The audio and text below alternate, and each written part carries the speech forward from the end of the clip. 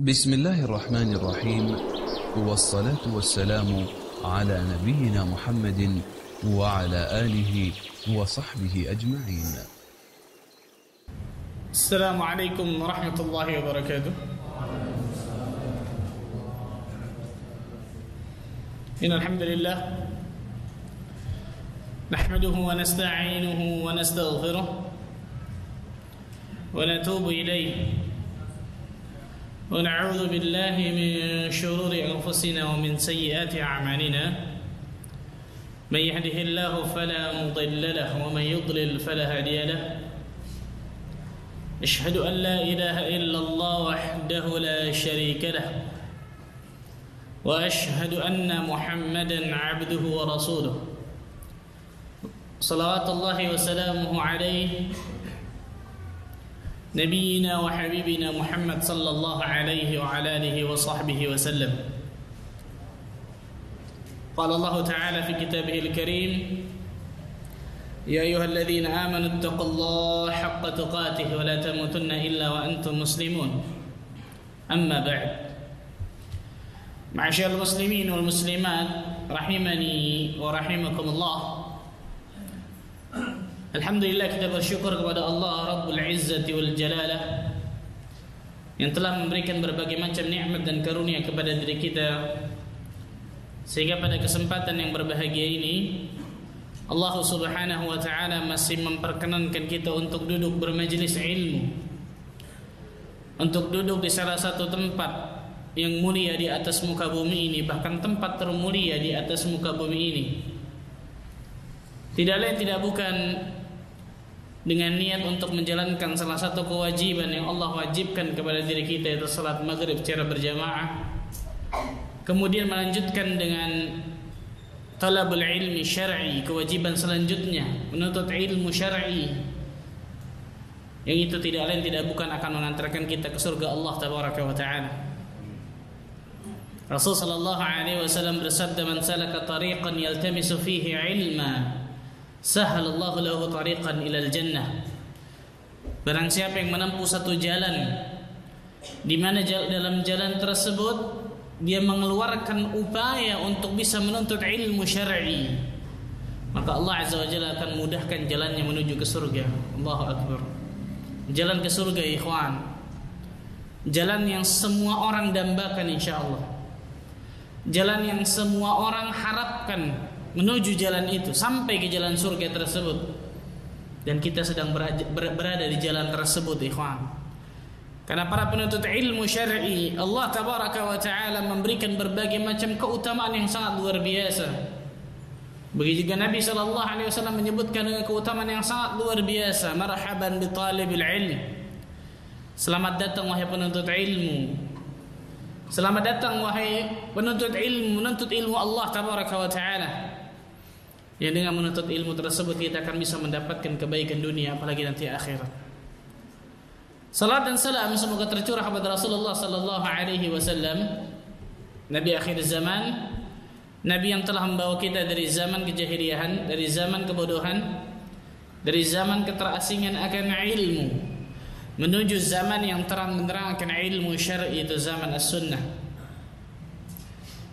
Ikhwani wa akhwati rahimani wa rahimakumullah.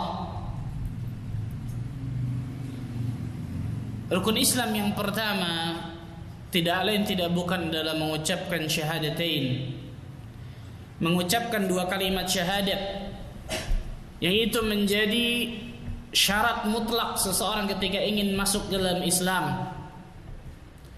Ternyata syahadatain, dua kalimat syahadat tersebut bukan hanya kita ucapkan dengan lisan, bukan hanya kita ucapkan dengan lisan kemudian tidak ada konsekuensinya, tidak ada maknanya, tidak ada kandungan dalam syahadatain tersebut, tidak kita amalkan. Tidak, bukan itu.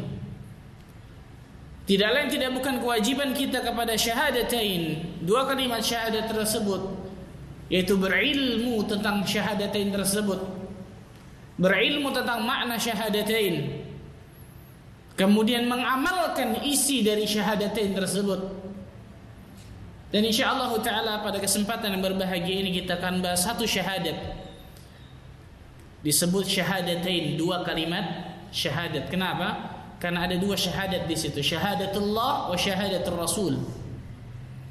Syahadatullah dari kalimat asyhadu an la ilaha illallah, dan syahadatul rasul dari kalimat wa asyhadu anna muhammadar rasulullah atau wa anna muhammadar rasulullah.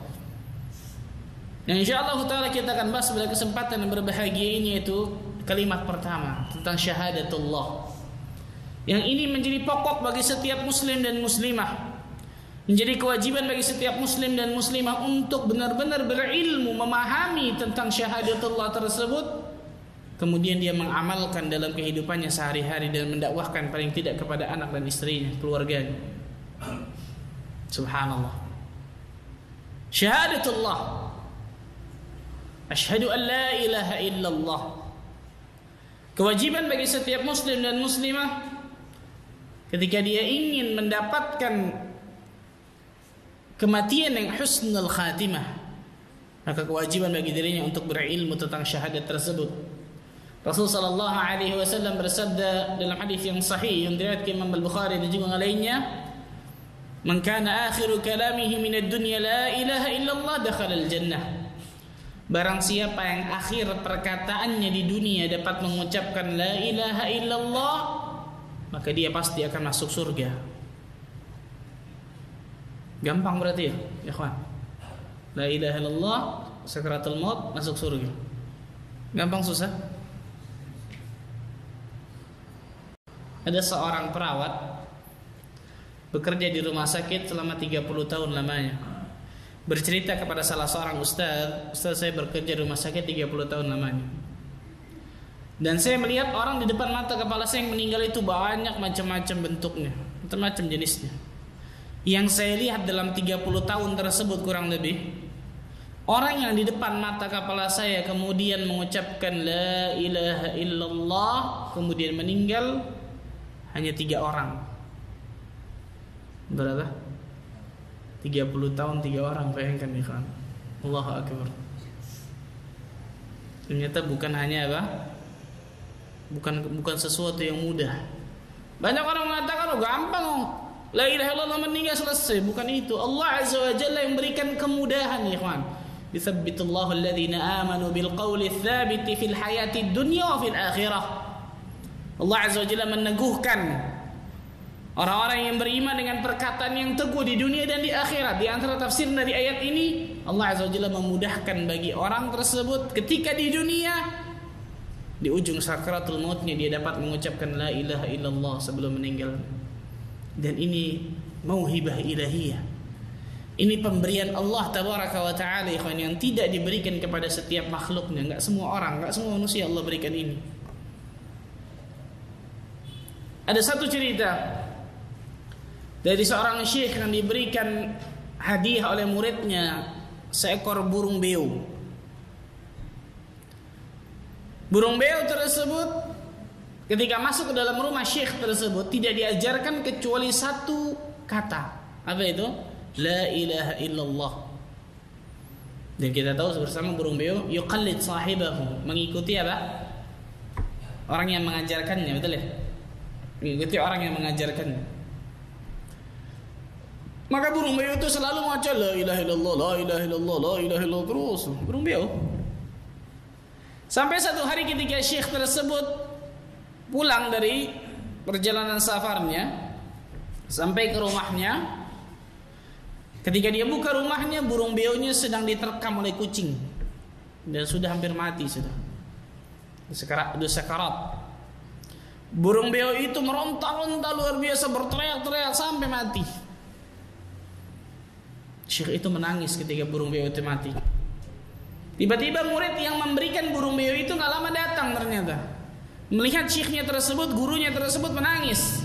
Ada apa ya syekh? Kenapa kau menangis seperti ini? Luar biasa. Tangis yang sangat takut. Kata syekh tersebut, burung beo engkau berikan mati. Oh gampang syekh, saya belikan lagi nanti di pasar Bana insyaallah. Bukan itu masalahnya, kata syekh. Burung beo ini ketika masuk ke dalam rumahku tidak aku ajarkan kecuali satu kata, satu kalimat, la ilaha illallah. Sehingga setiap harinya dia mengatakan la ilaha illallah, la ilaha illallah terus, luar biasa. Tapi ketika merenggu sakaratul maut, burung beo ini nggak bisa mengucapkan la ilaha illallah. Kenapa? Karena burung beo ini tidak berilmu tentang la ilaha illallah. Burung beo ini tidak tahu konsekuensi la ilaha illallah. Burung beo itu tidak mengamalkan dari kalimat la ilaha illallah tersebut. Bagaimana dengan kita, kata Syekh? Allahu akbar. Lihat ulama ikhwan, selalu apa? Mengambil ibrah dari setiap pelajaran. Allahu akbar. Muslim kita, muslim, subhanallah, masyaallah, tabarakallah. Tapi tidak semua muslim Allah berikan kenikmatan yang satu ini, ikhwan, dapat mengakhiri hidupnya dengan perkataan la ilaha illallah. Maka waktu yang singkat ini, ikhwan, insyaallah taala kita akan mempelajari sedikit paling tidak mungkin secara detail luar biasa tentang kalimat la ilaha illallah ini. Yang mudah-mudahan kita berharap ketika kita mempelajarinya ilmu tentang la ilaha illallah, mudah-mudahan Allah Azza wa Jalla akan berikan kematian yang husnul khatimah kepada diri kita. Allahumma amin. Kita mulai dari makna la ilaha illallah. Makna la ilaha illallah yang keliru atau kurang. Kita mulai dari sini dulu nih, kawan. Makna la ilaha illallah yang keliru atau kurang. Setelah itu nanti baru kita bahas makna la ilaha illallah yang benar. Syekh Salih bin Fauzan Al-Fauzan hafizahullah taala mengatakan dalam kitabnya Aqidatut Tauhid bahwa banyak orang mengartikan la ilaha illallah dengan arti yang salah, arti yang rancu, atau bahkan arti yang kurang sempurna. Di antaranya kata Syekh ada tiga makna yang rancu ataupun kurang dari makna la ilaha illallah. Yang pertama kata Syekh, la ma'buda illallah. Ini yang dari kecil kita belajar, ya. Makna la ilaha illallah yang rancu kata beliau, la ma'buda illallah. Tidak ada sesembahan, tidak ada Tuhan selain Allah. Ini benar salah? Hah? Kan saya bilang tadi rancu, betul ya? Syekh Shalih Fauzan mengatakan ini maknanya rancu. Perhatikan, kita mau pakai logika sedikit nih, kawan. Orang yang ngantuk nggak paham nih, apalagi yang lapar.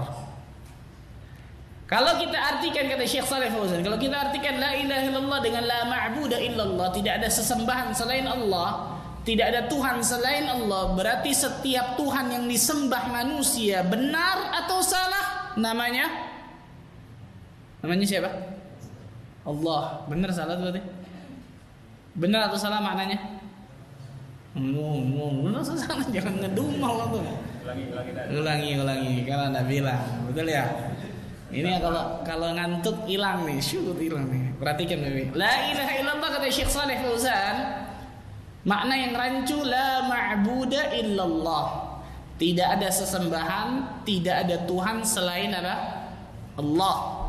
Berarti kalau kita mengartikan la ilaha illallah tidak ada Tuhan selain Allah, setiap Tuhan yang disembah oleh manusia di atas permukaan bumi ini, baik benar atau salah namanya Allah. Benar salah berarti? Salah kan? Ini dari kecil kita belajar ya. Subhanallah. Ini kita Syekh Shalih Fauzan maknanya rancu. Karena dua hal kata beliau. Yang pertama, kalau kita mengartikan la ilaha illallah dengan la ma'buda illallah, tidak ada Tuhan selain Allah, berarti setiap Tuhan yang disembah siapapun manusia itu namanya Allah berarti. Dan jelas ini salah, batil. Kemudian yang kedua kata para ulama, ini bertentangan dengan waqi jelas. Tidak ada Tuhan selain Allah. Kenapa? Karena manusia banyak menyembah Tuhan-Tuhan selain Allah. Ada yang nyembah batu, ada yang nyembah pohon, ada yang nyembah Nabi Isa, ada yang nyembah Uzair dan lain sebagainya. Jadi makna ini yang pertama, makna yang keliru, rancu. Mengartikan la ilaha illallah dengan la ma'buda illallah, tidak ada Tuhan selain Allah, ini maknanya rancu. Kenapa? Karena kalau kita mengartikan la ilaha illallah dengan tidak ada Tuhan selain Allah, berarti setiap Tuhan yang disembah benar atau batil namanya Allah. Maka jelas ini arti yang keliru.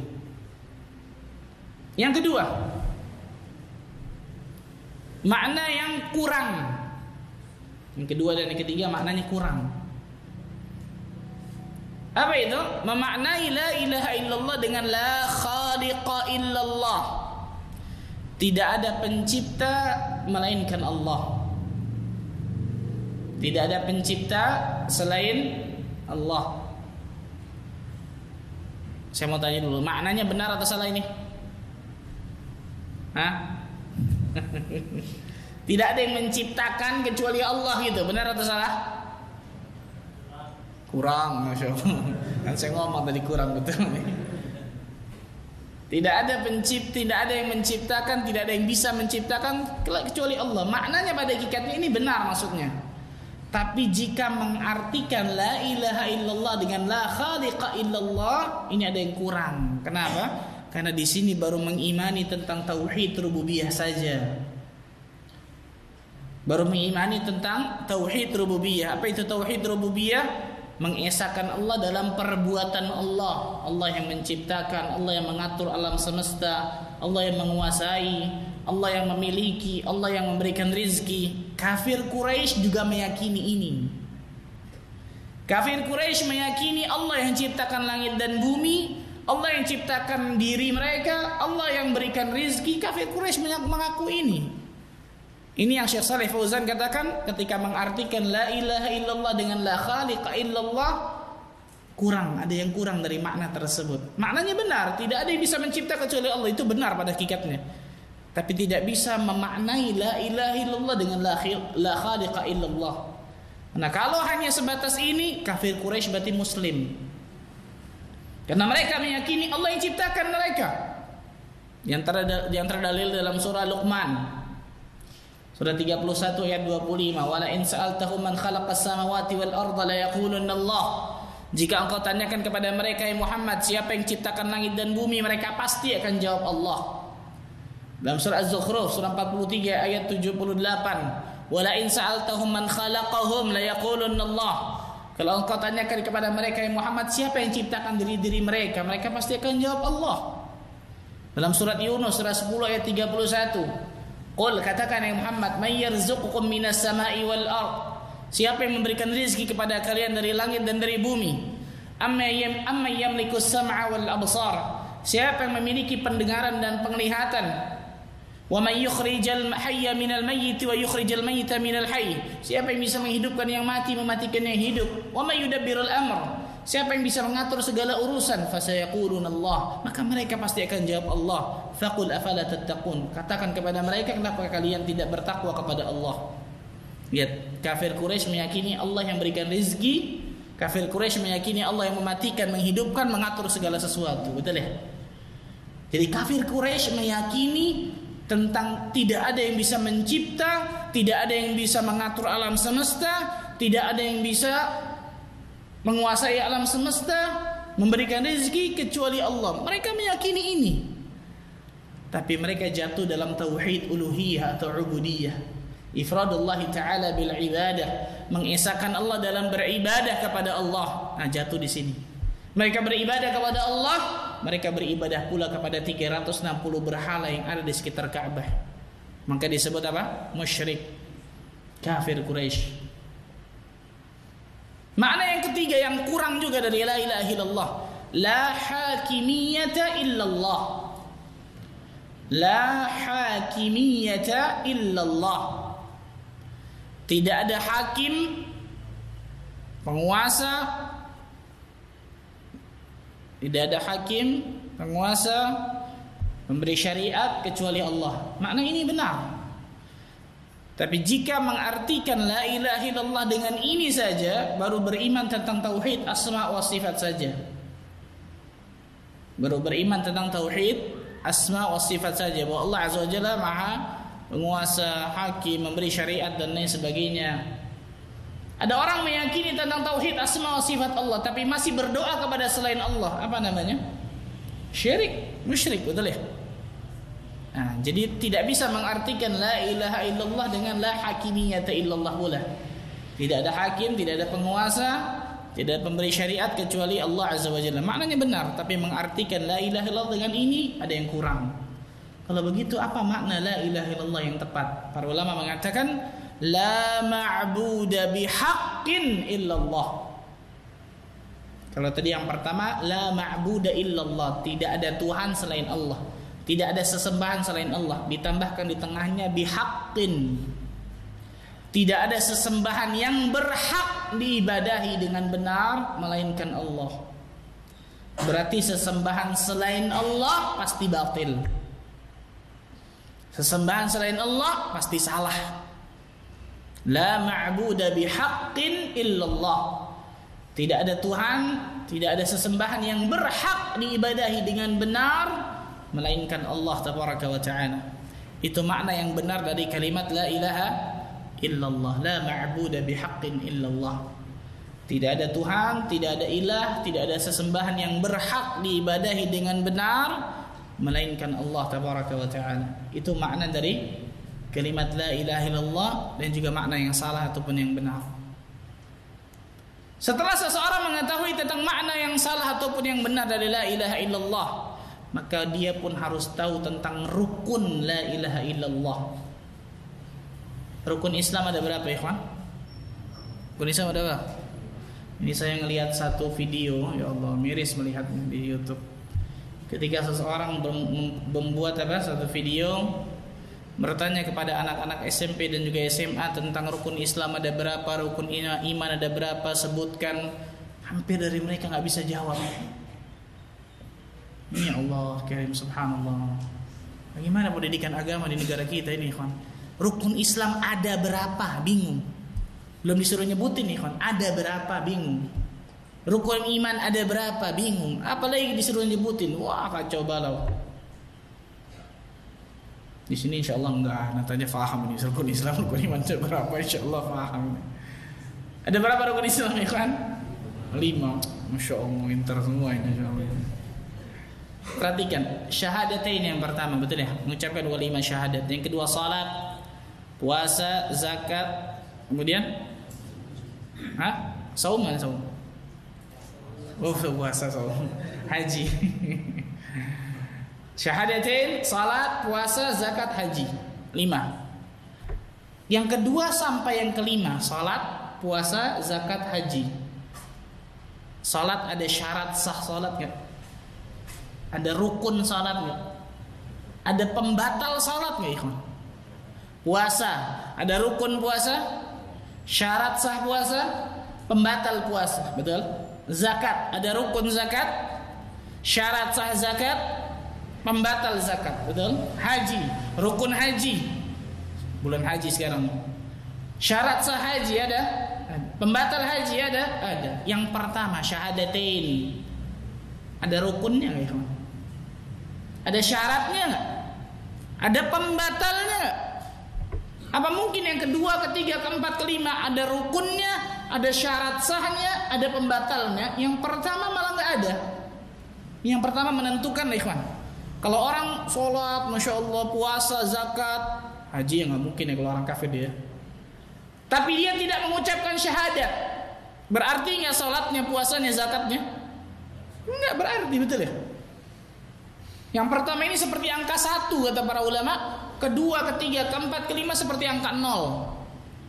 Kalau yang pertama ini nggak ada artinya angka 0 ini? Nggak ada. Tapi yang pertama ada, baru ada artinya dari angka 0 di belakangnya, subhanallah. Syahadatain, ada rukunnya? Ada, jelas. Syarat sahnya? Jelas ada. Pembatalnya? Lebih ada lagi, subhanallah. Maka kita akan bahas tentang masalah rukun dan juga syarat sahnya, karena pembatal panjang tentang masalah itu, nggak sampai waktu kita. Rukun dari syahadat atau rukun dari la ilaha illallah, rukun tentang syahadatullah ada 2. Rukun dari la ilaha illallah ada 2. Yang pertama namanya an-nafyu, menafikan atau meniadakan. Nanti saya jelaskan. Yang pertama namanya an-nafyu, menafikan atau meniadakan. Rukun la ilaha illallah yang pertama. Dan rukun la ilaha illallah yang kedua al-itsbat. Al-itsbat, menetapkan. Yang pertama an-nafyu, menafikan atau meniadakan. Yang kedua al-itsbat, menetapkan. Ini dua rukun dari la ilaha illallah. Salah satunya nggak boleh hilang. Salah satunya hilang, rusak syahadat kita. Sebagaimana sholat, kalau rukunnya hilang, rusak sholat kita. Apa saja rukun sholat contohnya? Al-Fatihah. Antum lupa baca Al-Fatihah, sah nggak sholat antum? Batal, sengaja ataupun lupa, batal. Itu rukun sholat tuh. Nggak bisa digantikan dengan sujud sahwi, nggak bisa. Lupa ruku, lupa sujud, gimana kira-kira? Batal sholat. Beda sama tahiyat awal, itu wajib dalam sholat. Sebagian ulama mengatakan sunnah dalam sholat, bisa digantikan dengan sujud sahwi. Tapi Al-Fatihah, takbiratul ihram, niat dan lain sebagainya, rukun dalam sholat. Sama seperti ini nih. Rukun dari la ilaha illallah ada dua. Dua-duanya salah satunya aja nggak boleh hilang, ikhwan. Yang pertama an-nafyu, menafikan, meniadakan. Ini dari kalimat la ilaha. Tidak ada ilah. Tidak ada sesembahan. Dari kalimat itu tuh diambil. Oh, ini yang pertama, rukun pertama la ilaha. Maksudnya adalah menafikan. Maksudnya apa menafikan di sini? Menafikan atau meniadakan Tuhan-Tuhan selain Allah. Kita wajib menafikan, kita wajib meniadakan Tuhan-Tuhan selain Allah. Itu an-nafyu. Ini rukun yang pertama dari la ilaha illallah. An-nafyu, menafikan atau meniadakan. Kita wajib meniadakan Tuhan-Tuhan selain Allah. Tapi jangan berhenti sampai sini, ikhwan. Kalau kita mengatakan tidak ada Tuhan, apa namanya ini? Ateis, betul ya? Harus lanjutin illallah. Yani tidak ada Tuhan yang berhak diibadahi dengan benar melainkan Allah. Ini rukun yang kedua, al-itsbat, menetapkan. Apa maksudnya menetapkan? Menetapkan hanya kepada Allah saja kita menyembah. Itu itsbat. Menetapkan hanya kepada Allah saja kita menyembah. Menetapkan hanya kepada Allah saja kita menyembah. Perhatikan ikhwan. Salah satunya tidak boleh hilang. Ada orang menetapkan Allah Azza wa Jalla yang saya sembah, itsbat tadi tuh. Tapi dia tidak menafikan. Muslim bukan? Saya ulang pertanyaannya. Ada orang menetapkan saya menyembah kepada Allah Azza wa Jalla, tapi dia tidak menafikan. Muslim bukan? Ada khilaf di kalangan orang Malang ini, insyaallah ini. Ini yang saya katakan salah satunya tidak boleh apa? Hilang. Contoh, ada orang menetapkan saya menyembah kepada Allah, tapi dia tidak menafikan Tuhan-Tuhan selain Allah. Namanya apa? Musyrik. Contohnya kafir Quraisy, betul ya? Mereka menyembah kepada Allah, mereka menyembah pula kepada 360 berhala yang ada di sekitar Ka'bah. Atau sebaliknya tadi itu. Saya menafikan, ada orang menafikan Tuhan-Tuhan selain Allah, tapi dia tidak menetapkan hanya kepada Allah saja dia menyembah. Ateis, betul ya? Ujung-ujungnya nggak percaya Tuhan, kan begitu, bahaya, subhanallah. Ini yang saya katakan, dua ini rukun ini nggak boleh hilang salah satunya. La ilaha illallah, an-nafyu wal itsbat, menafikan, meniadakan Tuhan-Tuhan selain Allah, kemudian menetapkan hanya kepada Allah saja kita menyembah. Di antara dalilnya dalam surah Al-Baqarah ayat ke-256. Kalau Al-Baqarah 255 apa ikhwan? Ayat kursi. La ikraha fid din, tidak ada paksaan dalam menganut agama Islam. Qad tabayyana ar-rusydu minal ghayy, sungguh telah jelas mana jalan petunjuk dan mana jalan kesesatan, keburukan. Faman yakfur bit-taghut, barang siapa yang kufur kepada taghut, kufur kepada Tuhan-Tuhan selain Allah, wa yu'min billah, dan hanya kepada Allah dia beriman, faqad istamsaka bil urwatil wuthqa la infisama laha, maka sungguh orang ini telah berpegang kepada tali yang sangat kuat yang tidak akan pernah putus. Saya mau tanya, dalam ayat ini mana an-nafiyuna dan mana al-itsbat? Angkat tangannya. Ada hadiah ya, betul? Mana hadiahnya? Hadiahnya apa? Haji, umroh. Masya Allah, saya juga mau begitu. Mana dalam ayat ini nih, mana istidlal wajhud dilalah yang menyatakan ini ayat menunjukkan tentang an-nafyu dan ini yang menunjukkan tentang al-itsbat? Angkat tangannya. Fadhal, Pak. Faman yakfur bit-taghut apa, Pak? Hah? Iya, yang mana tuh? Rukun yang mana? Menafikan. Kemudian yu'min billah yang mana? Al-itsbat. Barakallahu fiik. Fadhal kasih. Barakallahu fiik insyaallah. Faman yakfur bit-taghut, barang siapa yang kufur kepada Tuhan-Tuhan selain Allah. Taghut Tuhan-Tuhan selain Allah. Berarti ini apa? Menafikan Tuhan-Tuhan selain Allah, betul? Wa yu'min billah, dan hanya kepada Allah dia beriman, yaitu hanya kepada Allah dia menyembah Allah. Ini itsbat. Faqad istamsaka bil urwatil wuthqa la infisama laha. Maka sungguh dia telah berpegang kepada tali buhul yang sangat kuat, yang sangat kokoh, yang tidak akan pernah putus, itu tali la ilaha illallah. Di antara dalil yang kedua dalam surah An-Nahl.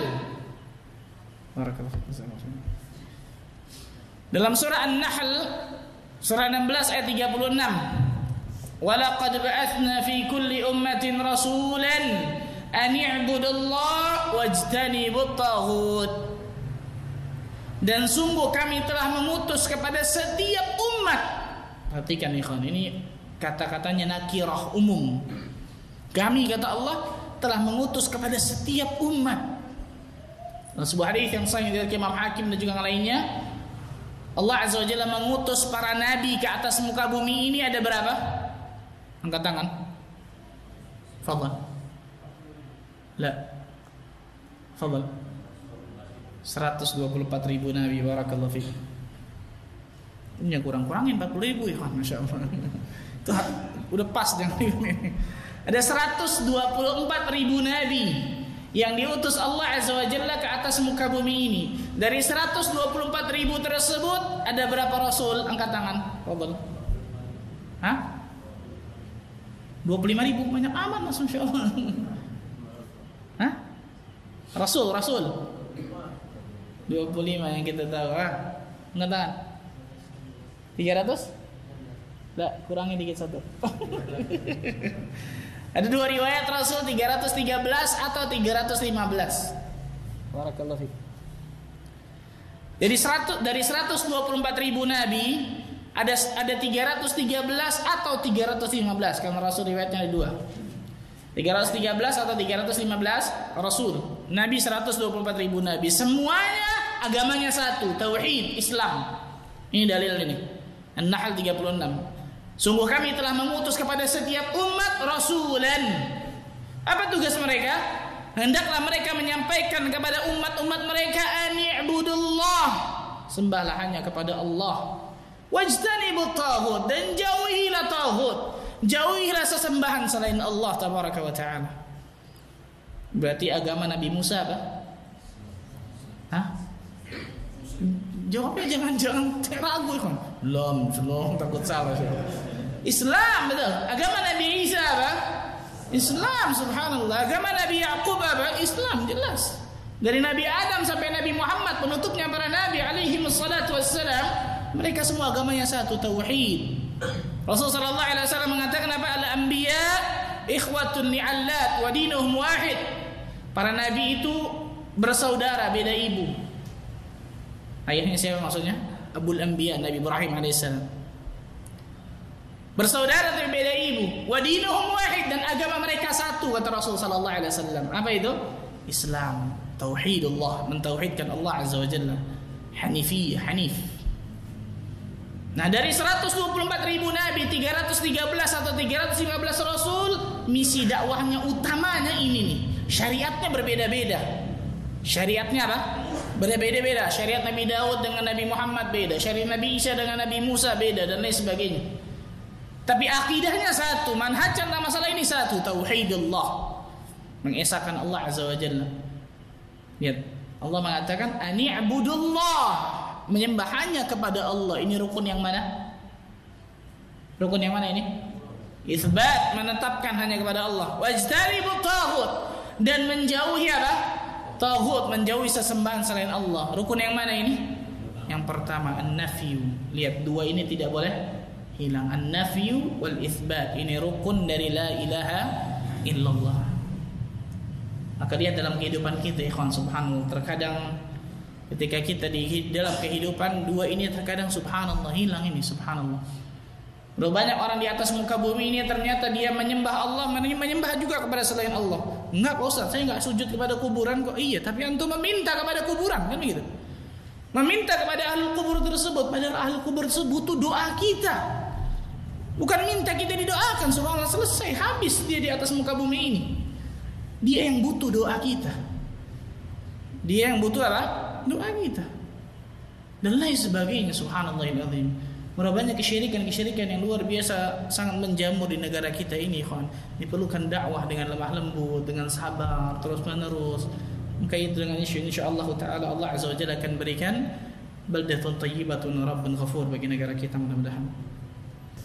Setelah kita bahas tentang arkan la ilaha illallah, rukun dari la ilaha illallah, maka setelah ini kita bahas tentang syarat sah la ilaha illallah.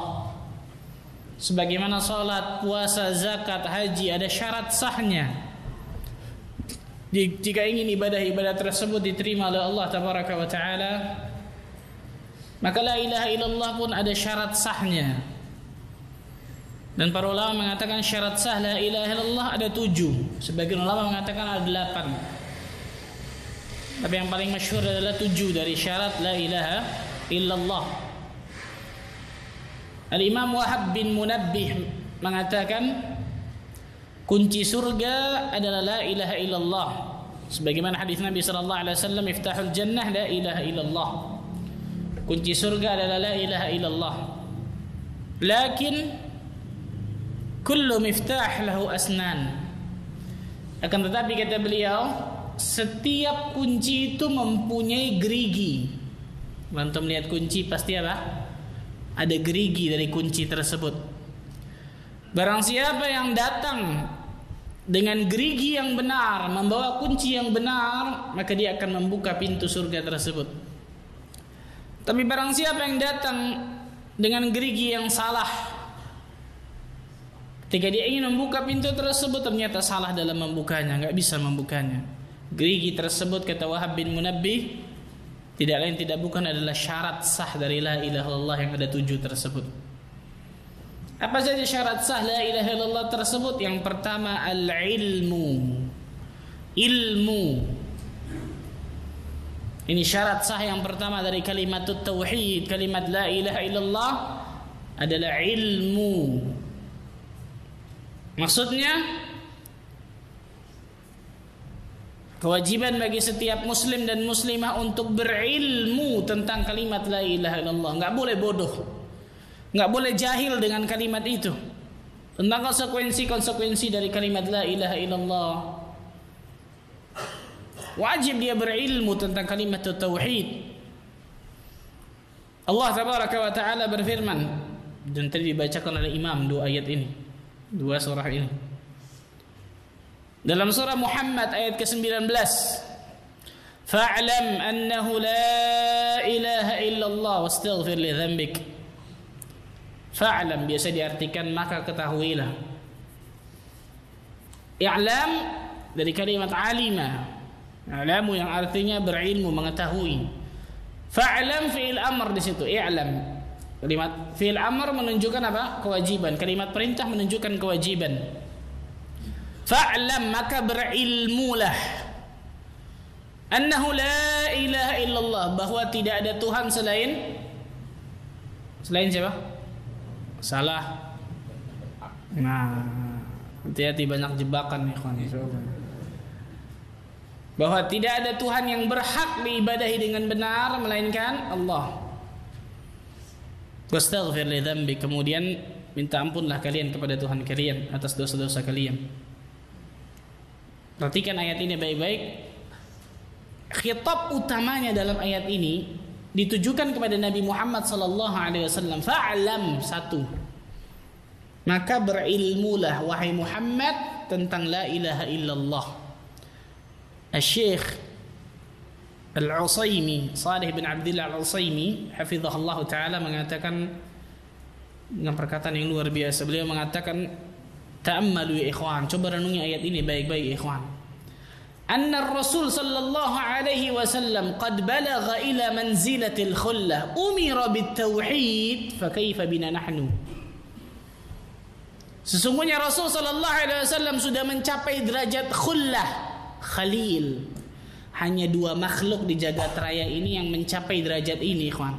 Khalilur Rahman, kekasihnya Allah, Nabi Ibrahim dan Nabi Muhammad alaihi wassalatu wassalam.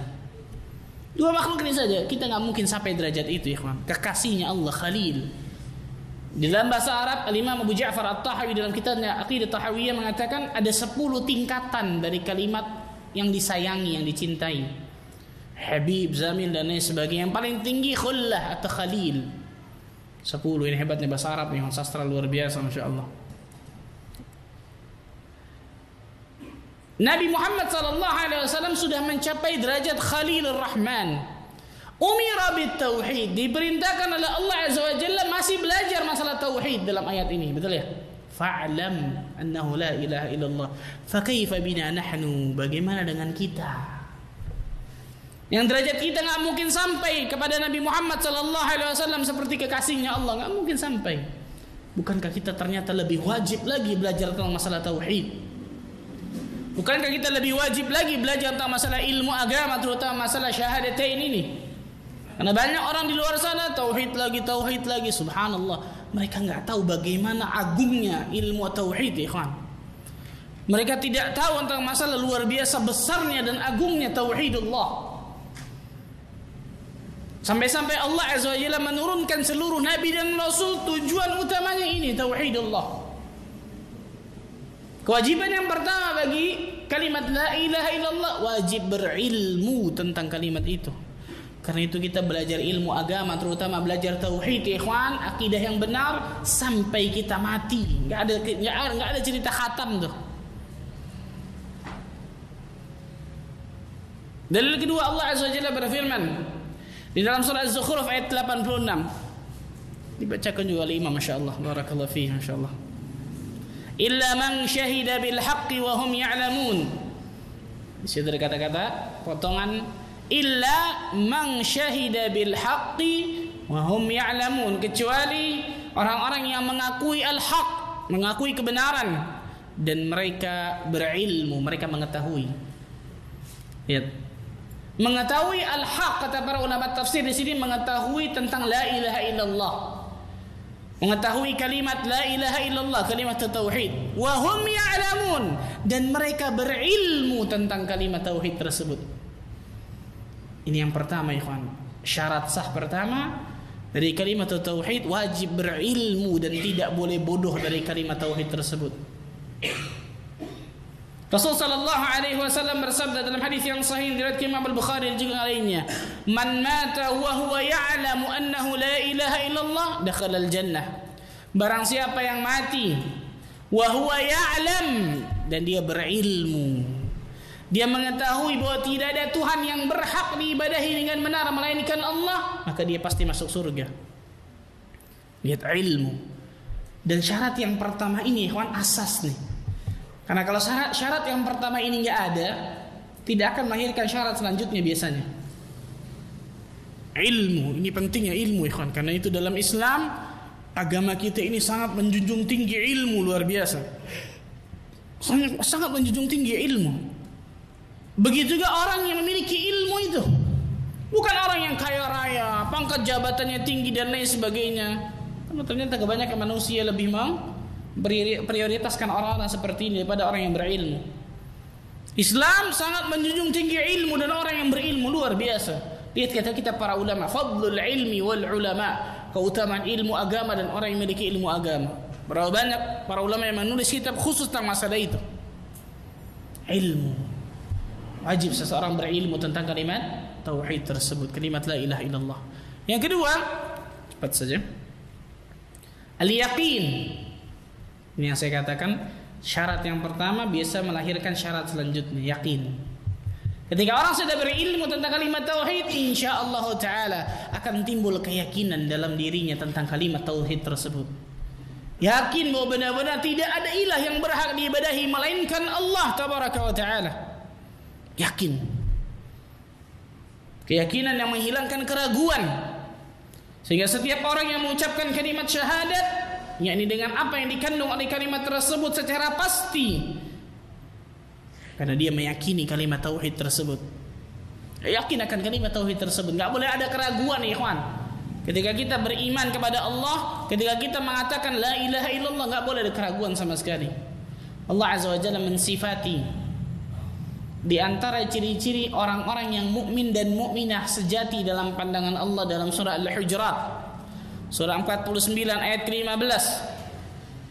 Innamal mu'minuna alladhina amanu billahi wa rasulihi thumma lam yartabu wajahadu bi amwalihim wa anfusihim fi sabilillah ulaika humus shadiqun. Allah mengawali ayat ini dengan innama. Saya sebutkan ketika kajian kemarin, innama atau annama, uslubul hasr, gaya bahasa Arab untuk menyempitkan atau mengkhususkan sesuatu. Karena itu artinya harus ada kata-kata hanya. Innamal mu'minuna alladhina amanu billahi wa rasulihi thumma lam yartabu. Sesungguhnya orang-orang yang beriman adalah orang yang beriman kepada Allah dan Rasulnya, hanya beriman kepada Allah dan Rasulnya dan tidak ada keraguan dalam imannya. Thumma lam yartabu. Konsekuensinya apa? Wajahadu bi amwalihim wa anfusihim fi sabilillah. Maka mereka akan berjihad dengan harta mereka dan jiwa mereka di jalan Allah tabaraka wa taala. Ini konsekuensi ketika orang yakin. Ulaika humus shadiqun. Mereka itulah orang-orang yang jujur keimanannya kepada Allah azza wa jalla. Allahu akbar. Lihat Abu Bakar As-Siddiq radhiyallahu taala anhu, dijuluki As-Siddiqul Akbar, membenarkan apa yang Nabi sallallahu alaihi wasallam katakan pada saat manusia mungkin ragu, bimbang Isra dan Mi'raj. Betul ya? Satu manusia inilah yang mengembalikan keyakinan, keimanan seluruh kaum muslimin di kota Makkah dan mengembalikan atau membalikkan kafir Quraisy di Makkah percaya tentang masalah Isra dan Mi'raj. Lihat, Allah azza wa jalla berikan luar biasa taufik kepada Abu Bakar As-Siddiq. Apa itu? Keyakinan dalam hatinya. Sampai-sampai ketika Abu Jahal dan juga para pembesar Quraisy datang ke kebun beliau, mengatakan bahwa Muhammad temanmu itu tambah gila. Ada apa? Diceritakan Isra Mi'raj dengan kisah yang luar biasa panjang dalam sebuah hadis. Maka Abu Bakar mengatakan, wahai Abu Jahal, wahai Abu Jahal, aku telah beriman kepada Muhammad yang dia mengatakan bahwa wahyu itu turun dari langit menuju kepada dirinya. Sekarang apa bedanya aku meyakini dia naik ke atas langit?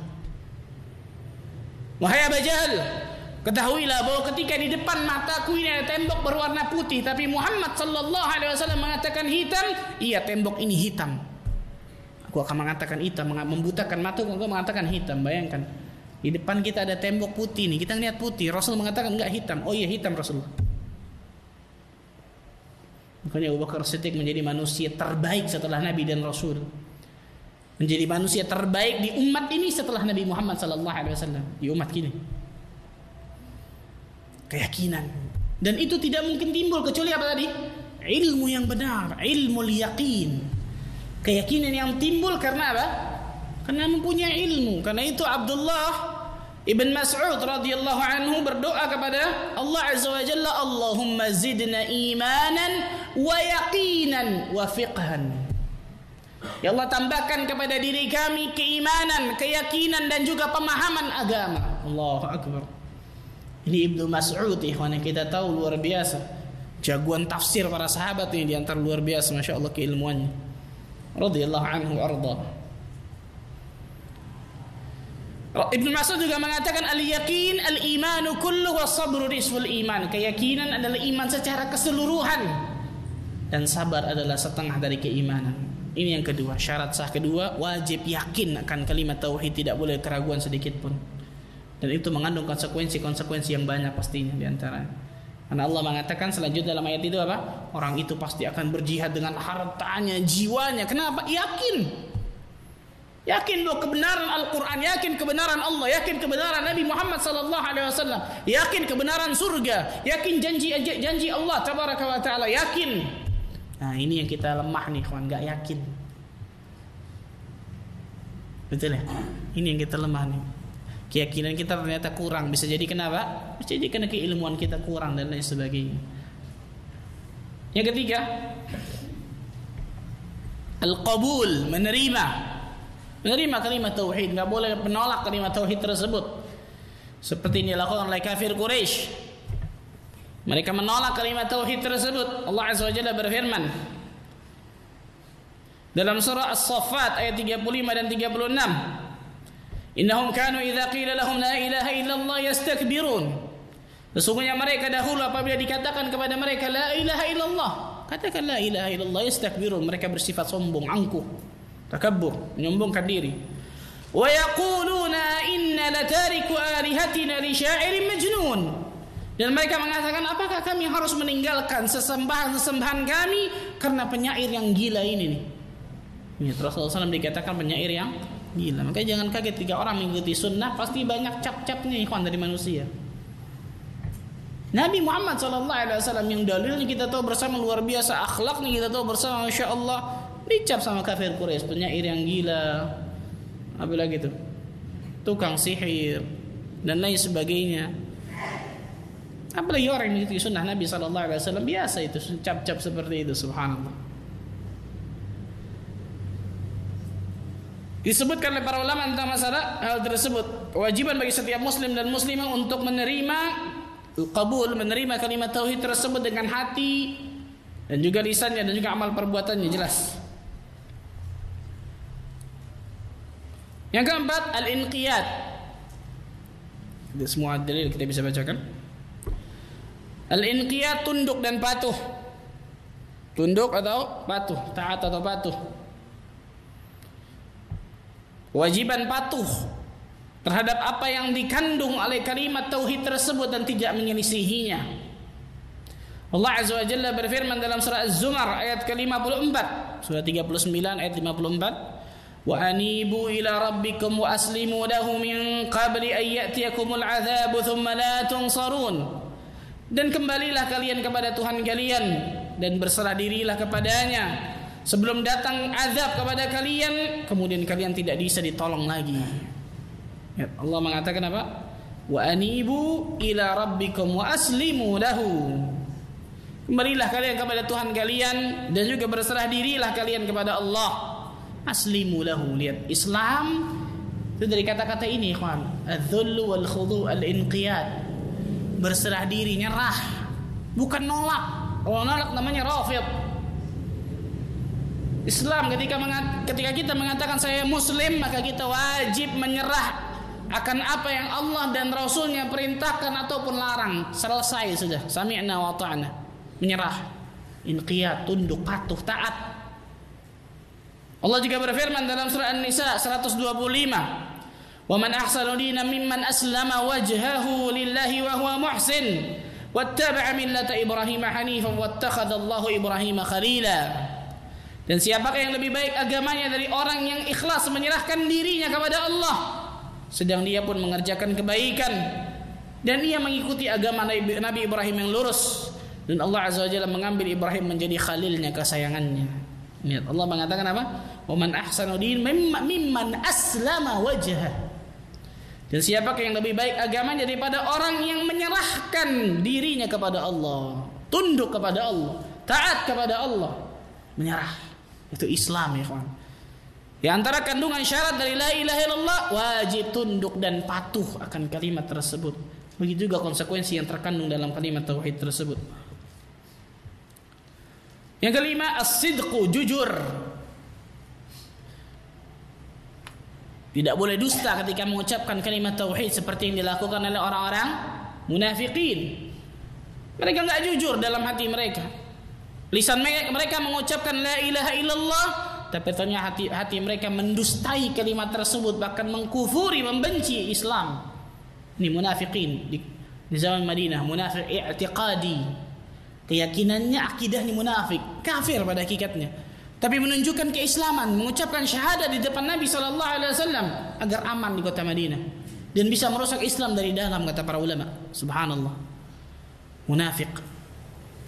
Allah Azza wa Jalla mensifati munafiqin dalam surah Al-Baqarah ayat ke-8 dan juga 9. Wa minan nasi man yaqulu amanna billahi wa bil yawmil akhir wa ma hum bimu'minin. Yukhadi'un Allah wal ladzina amanu wa ma yakhda'una illa anfusahum wa ma yash'urun. Dan di antara manusia ada yang berkata, kami beriman kepada Allah dan juga hari akhir, padahal sesungguhnya mereka itu bukanlah orang-orang yang beriman, kata Allah. Lihat, Allah mengatakan mereka padahal bukan orang-orang yang beriman. Mereka hendak menipu Allah dan juga orang-orang yang beriman, padahal mereka hanya menipu diri mereka sendiri, tapi mereka tidak menyadarinya. Ini munafikin. Lisan dengan hati berbeda. Kewajiban bagi diri kita ketika kita mengucapkan la ilaha illallah, wajib jujur. Hati kita, lisan kita, perbuatan kita. 3 itu nggak boleh berbeda, ikhwan. Harus sinkron itu 3 itu. Hati, lisan, perbuatan. Nah, bisa jadi seseorang tidak termasuk munafik i'tiqadi, tapi ternyata amal-amalnya mengandung kemunafikan, munafik amali, amal perbuatannya munafik. Rasul mengatakan apa? Idza hadatsa kadzab, apabila dia berbicara dia berdusta, wa idza wa'ada akhlaf, apabila dia berjanji dia ingkar, wa idza tumina khan, apabila dia berikan amanah dia khianat, wa idza khasama fajar, apabila dia berselisih berlebih-lebihan dan lain sebagainya, berbuat zalim. Itu di antara sifat-sifat dari munafikin. Munafik amali, yang ini bisa dilakukan bagi setiap muslim, ikhwan. Hati-hati ini, subhanallah. Munafik amali, amal perbuatannya termasuk golongan orang-orang munafik, walaupun akidahnya tidak munafikin tadi, seperti munafik i'tiqadi. Bahkan satu surah khusus tentang masalah ini, ikhwan. Surah Al-Munafiqun, betul ya. Allah Azza wa Jalla membongkar bagaimana siapa orang-orang munafik tersebut, yang berbeda antara lisannya dan juga hatinya. Perbedaan antara amal perbuatannya dan juga hatinya. Kalaupun mereka beribadah kepada Allah, hanya malas dan ingin dilihat manusia. Yura'unan nas. Wa idza qamu ila salati qamu kusala yura'unan nas wa la yadhkuruna Allah illa qalila. Ketika mereka berdiri untuk salat, mereka salat dalam keadaan malas dan hanya ingin dilihat manusia, dan tidak mereka berzikir kepada Allah kecuali hanya sedikit saja. Itu orang munafikin, tidak jujur. Maka ketika kita mengatakan la ilaha illallah, wajib jujur, ikhwan, tentang hati kita, lisan dan amal perbuatan kita. Konsekuensinya banyak tentang masalah itu. Yang keenam, al-ikhlas. Wajib ikhlas, memurnikan amal dengan niat yang benar dari segala bentuk kesyirikan. Ketika kita mengatakan la ilaha illallah, wajib ikhlas ketika kita mengatakan itu, dan konsekuensinya tidak lain tidak bukan wajib memurnikan amal ketaatan, amal ibadah hanya kepada Allah tabaraka wa taala. Itu ikhlas, murni.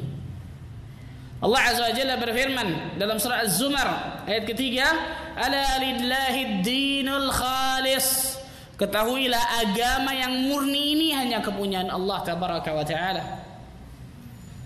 Allah Azza wa Jalla juga berfirman dalam surah Al-Bayyinah ayat kelima, wa ma umiru illa liya'budullaha mukhlishina lahud-din hunafa, dan tidaklah kalian diperintahkan oleh Allah Azza wa Jalla kecuali hanya memurnikan, mengikhlaskan ibadah semata-mata hanya kepada Allah tabaraka wa taala. Subhanallah, ikhlas, ikhwan. Dan perkara ikhlas ini perkara yang agung, luar biasa. Sampai-sampai para ulama mengatakan, jika aku tahu satu sujudku ikhlas dan diterima oleh Allah Azza wa Jalla, pada detik itu pun aku mengharapkan kematian. Bayangkan saking beratnya masalah keikhlasan ini. Berapa banyak orang yang beribadah kepada Allah riya karena ingin dilihat manusia, sum'ah karena ingin didengar amalannya kepada manusia, ingin dipuji, disanjung oleh manusia. Tidak ada keikhlasan dalam hatinya.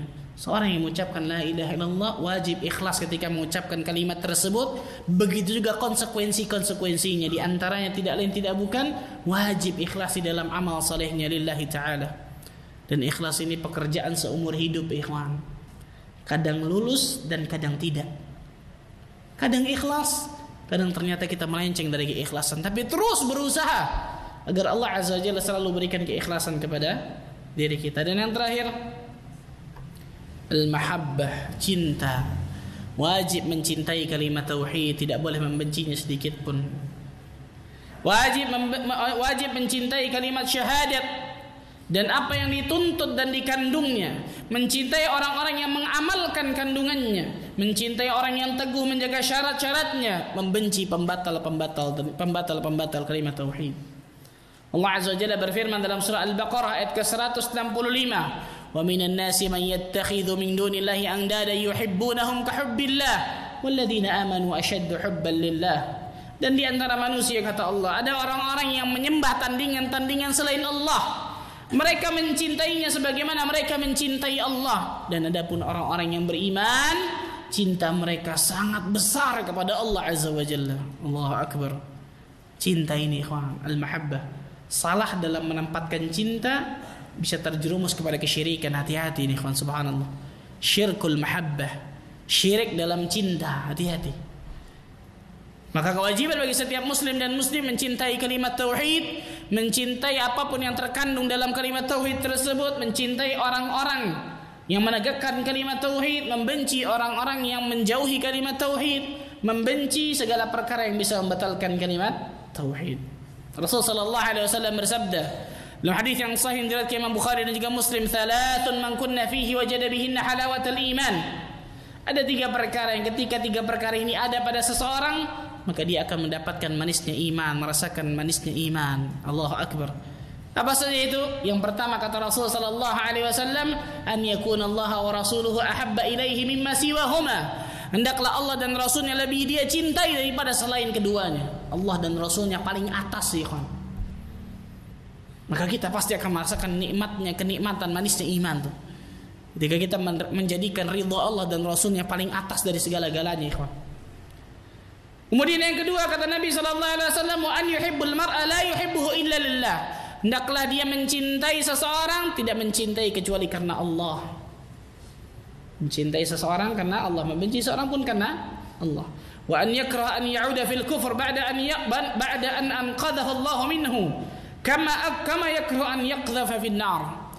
Dan hendaklah seseorang itu membenci untuk kembali kepada kekufuran setelah Allah Azza wa Jalla selamatkan dirinya dari kekufuran tersebut, sebagaimana dia membenci untuk dihempaskan, dilemparkan ke dalam api neraka. Al-mahabbah, rasa cinta, ikhwan. Maka ini 7 syarat la ilaha illallah yang wajib kita jalankan. Sebagian ulama menambahkan yang ke-8, wajib mengkufuri tentang Tuhan-Tuhan selain Allah tabaraka wa taala, yang pada hakikatnya ini pun bisa masuk pada rukun la ilaha illallah. Sebagian ulama mendapatkan yang ke-8, wajib kufur, tapi bukan kepada Allah, kepada Tuhan-Tuhan selain Allah yang disembah oleh manusia. Yang jelas itu tidak ada hak untuk ilahiyah, tidak ada hak untuk disembah oleh manusia sama sekali.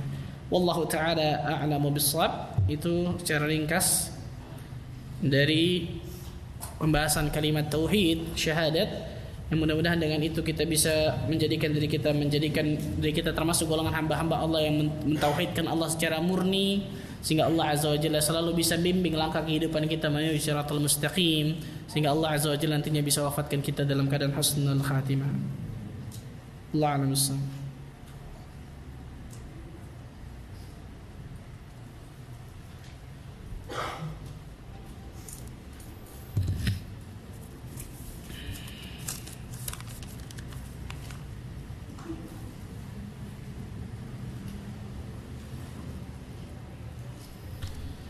Bismillah, Ustaz, bagaimana dengan orang-orang yang berpemahaman liberal yang meyakini bahwa semua agama itu sama? Apakah keyakinan tersebut bisa mengeluarkan dari Islam? Ya, ini perkataan yang luar biasa batilnya. Ketika mereka mengatakan agama itu semuanya sama, berarti mereka mengkufuri ketika Allah Azza wa Jalla menurunkan para nabi dan rasul. Mereka mengkufuri kitab-kitab yang Allah turunkan ke atas muka bumi ini. Batal itu semua, subhanallah. Ketika agama itu apa? Sama semuanya. Na'udzubillah min dzalik, tentang masalah ini. Dan jelas ini perkataan-perkataan kufur, betul. Tapi bukan berarti orang kemudian yang melakukannya langsung tunjuk hidung ente kafir keluar dari Islam. Itu bukan hak kita. Itu bukan tugas kita, ikhwan. Kita hanya menghukumi secara am, secara mujmal, secara global. Contoh, Perbuatan orang yang meninggalkan sholat kufur. Tapi bukan berarti orang yang meninggalkan sholat kita tunjuk hidung itu keluar sekarang dari Islam berarti. Enggak. Para ulama selalu apa? Mengkufuri perbuatan orangnya, tapi tidak mentakyin orangnya. Karena mentakyin orangnya ada syarat-syarat tertentu lagi. Iqamatul hujjah, ilmunya sampai, tidak ada syubhat di kepalanya dan lain sebagainya. Perbuatannya kufur jelas perbuatannya. Tadi perkataan tentang masalah agama itu semuanya sama, nggak ada perbedaan dan lain sebagainya. Kufur, perkataan kufur jelas, perbuatan kufur itu. Tapi kemudian tidak boleh kemudian kita kemudian main apa? Tunjuk hidung mengatakan mereka orang ini kafir nih, orang ini kafir, orang ini kafir, tidak. Babut takfir, babul khatir. Bab takfir itu, pengkafiran itu bab yang berbahaya kata para ulama, dan itu bukan tugas kita, tugas para ulama kata para ulama tentang masalah hal tersebut. Jadi perbuatan yang dihukumi. Dan antum lihat subhanallah, semua para ulama mengatakan sebagai perbuatan yang dihukumi belum tentu orangnya. Jadi orang yang melakukan perbuatan kufur bukan berarti kemudian orang yang langsung otomatis keluar dari Islam. Sebagaimana belum tentu orang yang melakukan perbuatan yang tidak sunnah itu perbuatan bid'ah kemudian dia dihukumi mubtadi' gitu. Belum tentu, bisa jadi dia pengikut, hanya ikut-ikutan, enggak tahu macam-macam dan lain sebagainya. Itu dihukum tentang masalah perbuatan dan orangnya. Mujmal bukan ta'yid.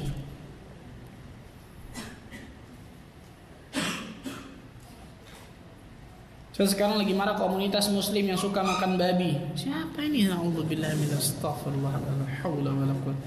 Makanan banyak yang halal. Ini manusia Allah. Apakah mereka otomatis batal Islamnya karena menghalalkan apa yang diharamkan? Betul ini yang saya katakan tadi.